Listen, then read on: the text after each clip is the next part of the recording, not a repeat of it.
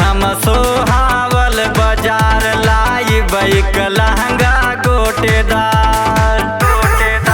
जाइब हम सोहावल बाजार लाइब एक लहंगा गोटेदार। अब आई गवा बामा डल युग जियो बिगसाया साड़ी में बैठब हम पिया सफारी में। बड़ी धक्का मुक्की होती है राजा जी मोटर गाड़ी में बैठब हम पिया सफारी में।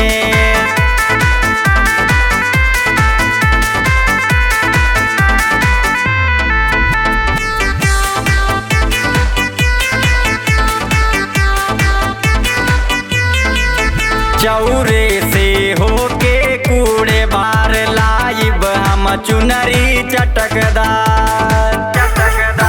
चौरे से होके कूड़े बार लाइब हम चुनरी चटकदार। पिया सासन नदया देवरानी रही है हमारे पटीदारी में बैठब हम पिया सफारी में। बड़ी धक्का मुक्की होती है राजा जी मोटर गाड़ी में बैठब हम पिया सफारी में।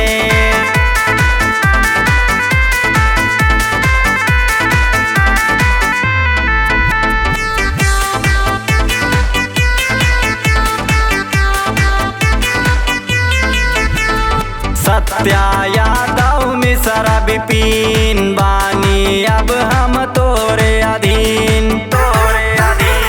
सत्या यादव मिश्रा विपिन बानी अब हम तोरे अधीन। अब एक ही सपना बाकी बात तोरे यही प्यारी नारी में बैठब हम पिया सफारी